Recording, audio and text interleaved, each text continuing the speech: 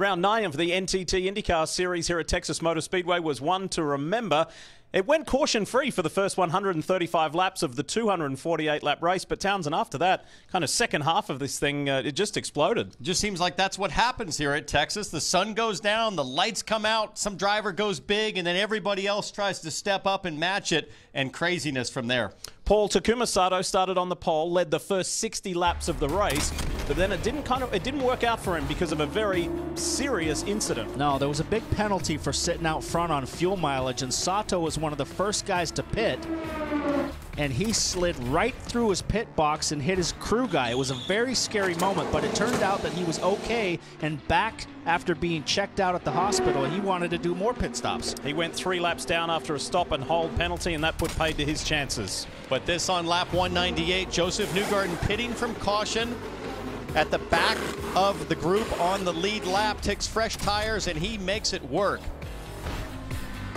James Hinchcliffe got loose, had a great night going. He said he just got high, lost the rear end, tapped the wall, and that put him out of the race. He was devastated.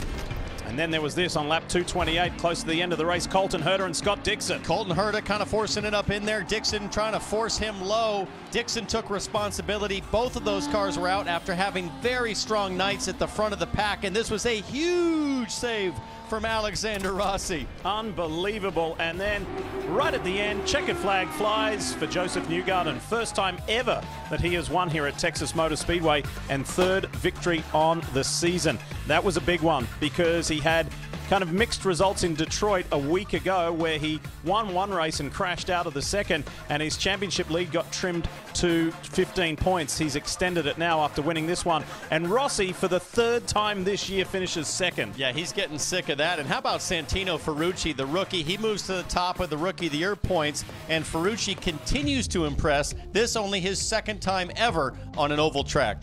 It was a terrific result for Graham Rahal, his best of the season. And Ryan Hunter-Reay almost got there as well with a late call to come for fresh tyres.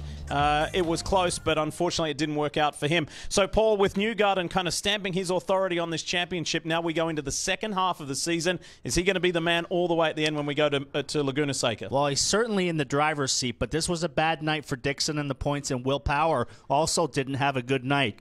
And that's really going to hurt him in terms of trying to overhaul his teammate.